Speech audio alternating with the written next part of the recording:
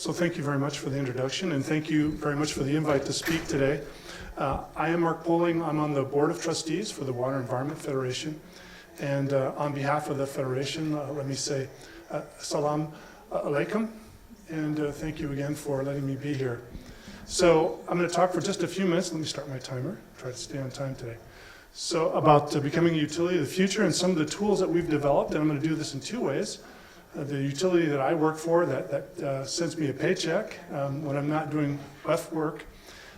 We've become a utility of the future, recognized in several areas, and I'll talk about some specific examples, and then I'll highlight some tools that the Federation has developed to help other people work in these areas, and I think you'll see it's complementary to some of the things that were just talked about. So WEF, we consider ourselves the water quality people, like all of you, water quality professionals. We're an organization of 32,000 members, primarily in the United States, but we have chapters in Canada and Europe as well as South America.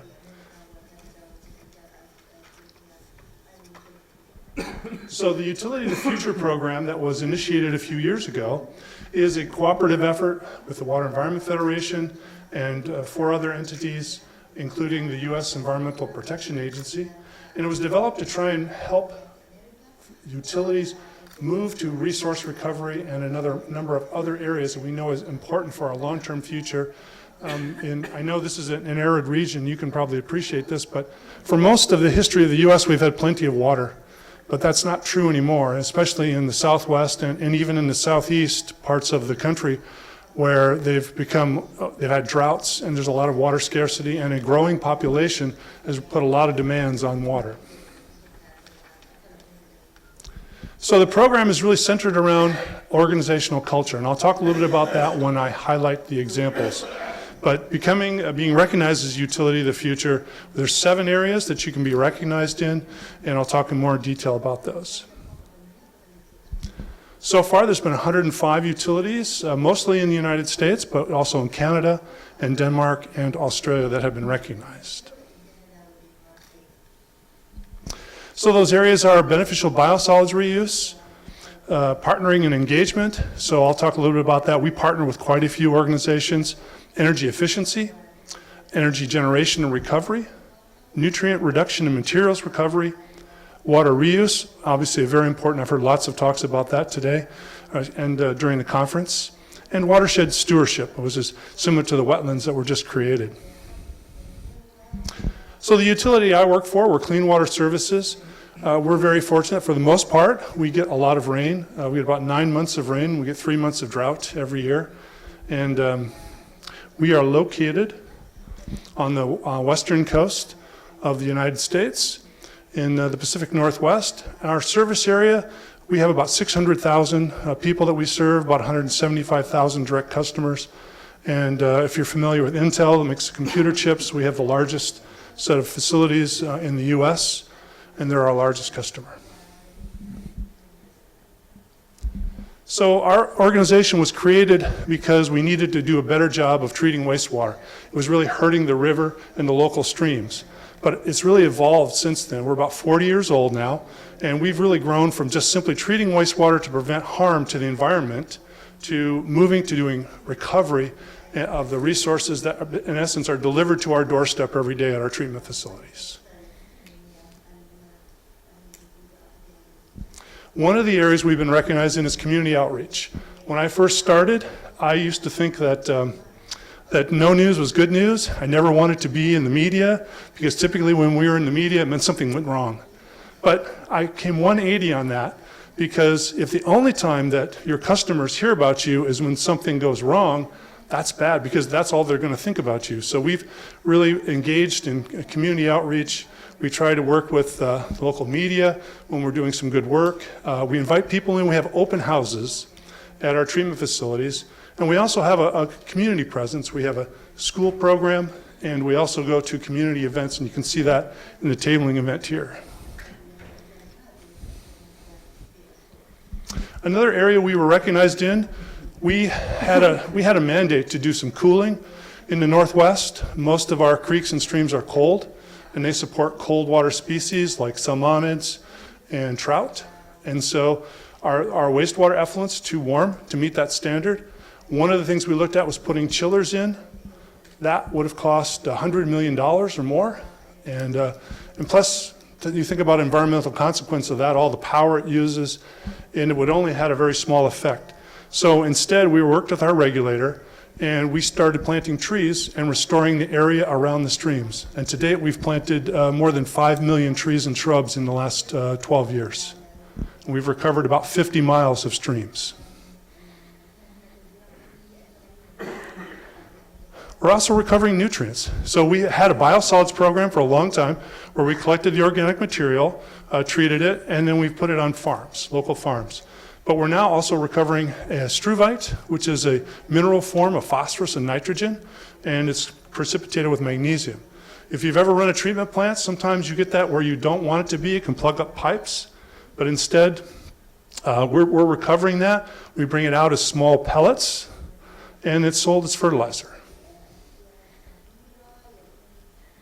We also have a lot of energy generation. We have had generators for a long time that use the biogas that's produced in our digestion process. And recently we've also added solar panels on some land that we don't need to use right now that we own. So we're also generating solar power. We also installed, are you familiar with the term brown grease? In the US, it's recovery of restaurant grease, in essence, so it doesn't plug the pipes on the way to the plants. We recover that and put it into our digestion system, and it generates a tremendous amount of extra gas that we use to generate electricity and heat. I mentioned the cultural aspect, so we also have an energy efficiency program, and a big part of that is we ask our operators and our maintenance people to participate. We use their suggestions on how we can reduce the power that we use. So I highlighted the areas going into this. I'll talk now about some of the tools that the Federation and its members have helped develop. One of the things that we're doing right now is what gets measured. Have you heard the management phrase, what gets measured gets done, right? So if you don't know where you're starting, how do you know you're getting better? So we're working with our members. We're looking at how much water is recovered, not just simply discharged, but water that's actually put onto agricultural land or into other uses. Energy, nitrogen, phosphorus, and the biosolids that I mentioned. So this just gives you some baseline information on what we've collected so far. You can see that a lot of water in the US still is just discharged to a local stream. We don't have a big reuse program, and even the utility I work for, we have the largest program in the state, and I think we recover about maybe 5%.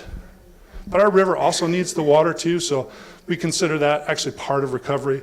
But going into like a reuse situation, we've only got maybe 5% a year that goes into that. It goes in mostly schools and parks. So the Federation, working with its members, developed 3 roadmaps to help people, to help utilities learn from others. And what can you do to do at your facilities what others have done? And my experience has been, oftentimes when you're looking at how these things are going to work economically, a big part of that is you get some benefit from here, from here, from here. So for instance, for us, when we started making the crystal fertilizer, a big part of that benefit was we were no longer recycling that back into the treatment that had to be treated again. We got as much benefit from that, actually more, than we did from actually selling the fertilizer product. So a lot of these things, you look at the economics of them, and it helps a little bit in each place, and that's how you can get these things to work together. The energy roadmap, that's one where, again, it's both generation, as I mentioned, our cogeneration engines, and also energy efficiency. So on the renewable energy part, I mentioned biogas. That's a big part of our industries. Is that, I don't know if that's a typical treatment process in Jordan, is it? Yeah, mesophilic anaerobic digesters, if for the technical term, has been around for a long time, and they do a wonderful job. They stabilize the solids, and they produce the gas. And if you have a generator, you can actually get enough heat to run the process and generate electricity. So new generators run about 30 to 40% electricity, and it can recover about 40% of the thermal input as well. Nutrient roadmap. On this one, I mentioned already some of the things we've been doing. Again, they used a lot of examples. We're just one example of people who are recovering nutrients. There's others that are doing it as well. There's also some different processes from the one that we use. And also the biosolids, which is an important part because there's a lot of solids that are generated by wastewater treatment, and we need to have a place for those to go. And it's best if we don't. In the US, sometimes people have put them into landfills where the solid waste goes, but instead, we're trying to encourage people. It is a great soil amendment. It really is. It really works well for plants. You know, it has all the micronutrients that you need. It's great to recycle that resource. And the reuse roadmap. And I know this is something. It's a little more new to us in the U.S. because of the recent droughts. Obviously, in an arid region, it's been something you've dealt with for a long time. But again, this is a place where, in Southern California, for instance, they are working on having direct potable reuse. I just saw an article yesterday. The mayor of Los Angeles, California, has said that by 2035, every drop of wastewater is going to be reused, and it's going to be reused for direct potable, which I thought, and for what they call for their saltwater barrier, which is indirect potable reuse. Keeps the ocean water from coming in the groundwater. There's some resources available to you. I've got these in the presentation. You're welcome to look these up and on the internet, and you can make those available. Take a look at them. There's also, again, working with partners. We developed this framework for direct potable reuse. Public acceptance is a big part of direct potable reuse. Getting folks to say, I trust you, right? Because that's what they're saying. When you bring that resource to them, they're saying, I trust that you've treated this and all the bad things are no longer in that water. So that's a big part of getting the acceptance for these direct potable. We know we can do it. We're technologists. We know we've got the technology, but the public has to trust us, and that's certainly a big part of what we've worked on. Another tool is the effective utility management.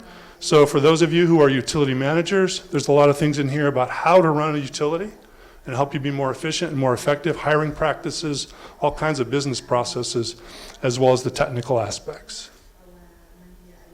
And then we also have our LIFT program, which is a technology program. It's very focused on bringing technology from ideas, from pilot study to actual full-scale plant study. So that's a program that we work in cooperation with the Water Research Foundation, and so you can find more information online about both of those programs. And I invite you to take a look at those. So there's some upcoming events. Again, they'll be in the program. There's a nutrient removal. These are in the U.S., although one is in Singapore as well. We're co-sponsors on some of those. I'm sorry, we don't have any much closer than that, but I definitely would invite you to join us. And then our big conference every year is the Water Environment Federation Technical Education Conference. This year it's in Chicago, Illinois, and so we'd love to have you come and visit. It's the largest show in North America. The equipment exposition is really second to none. You really can't hardly see it all in 3 days. But there's also an amazing technical program there. So I would invite you to please join us if you can. That's in mid-September. There's also a program we started which is called Regeneration. There's more information online about that, but we're trying to get people to think about how we do things differently. We are resource recovery facilities. That's what we call our facilities. And we don't call them treatment plants anymore. We're resource recovery. And so that's been a big focus. And so with that, I'll conclude my presentation and say thank you very much.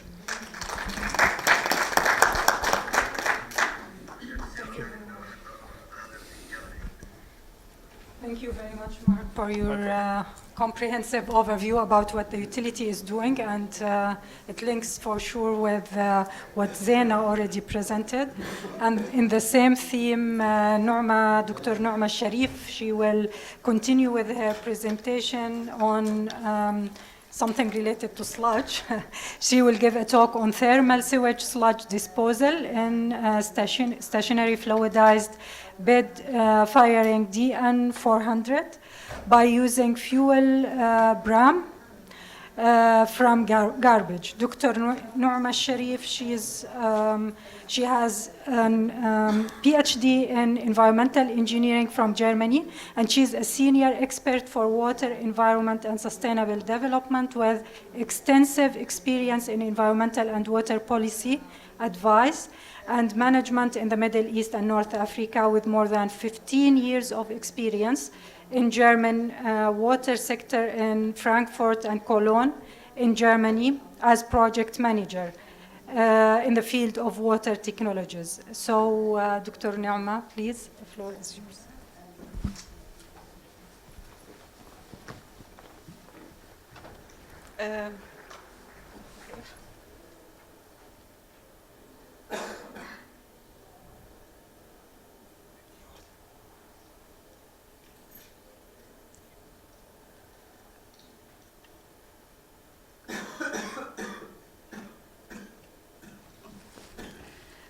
Thank you, Dr. Maha, for a nice introduction. Indeed, allow me please to present my English presentation in Arabic, and then I'm ready to answer your question in English or even in German. المحاضرة طبعا هي عن التخلص من السلادج بالترميد. تمام. أوكي. التخلص من السلادج بالترميد طبعا low cost treatment باستخدام السوليد ويست يعني كوقود لحرق السلادج. نعرف انه السلادج هي طبعا منتج من محطات صرف المياه، محطات معالجة المياه، وراح طبعا بالمحاضرة ركز على الخطة المستقبلية في ألمانيا للتخلص من سلادج، بالإضافة إلى عرض بعض النماذج اللي أو التقنيات المبتكرة طبعا للتخلص من السلادج بطريقة يعني رخيصة أو يعني طيب. إذا مثل ما أنه معروف يعني السلادج هو بياخذ أكثر من 40% من الكوست إذا حكينا عن يعني الكوست المعالجة نفسه بمحطات المعالجة. والتوجه طبعا بألمانيا بعد 2005 صار ممنوع منعا باتا طمر السلادج أو طمر أي مادة عضوية، وبالتالي الاتجاه في ألمانيا الآن إلى أين السلادج؟ هل هو السؤال انه مع تطور التخلص من السلادج هل هو فقط للحرق؟ لا، ممنوع في استخدامه طبعا في حقول طمره، وممنوع التخلص منه بطرق اخرى. فالتحدي كان هو الهاي كوست. إذا رجعنا للهيستوري تبع التخلص من السلادج في ألمانيا بنشوف إنه بالبداية طبعا كان في الاتجاه بالطمر، والأخضر هو طبعا يعني إعادة الاستخدام في الزراعة، والأحمر هو الثيرمال تريتمنت. مع الوقت لل 2005 بنشوف انه يعني الاستخدام في التمر اختفى تماما، وعم يزيد معنا مع الوقت الثيرمال تريتمنت، وبالتالي التوجه يعني هو رايح باتجاه الحرق اكثر من اي تخلص اخر، يعني اي طريقه اخرى. بما انه التحدي هو كان استخدام يعني هو الحرق يستهلك طاقه انرجي كثير كبيره، فكان لابد من ابتكار طرق تخفض يعني كلفة المعالجة أو كلفة التخلص بالطريقة الحرارية. وأحد هاي الابتكارات هي ابتكار من بروفيسور شتاينبريشت، اللي هو كان طبعا أحد يعني المشرفين بفترة معينة على أحد الأبحاث اللي عملناها بالجامعة. وطبعا بحب هون استعرض الفكرة اللي كتير عبارة عن فكرة بسيطة للتخلص من السلادج بالحرق وباستخدام بعض الأنواع من القمامة كوقود للحرق.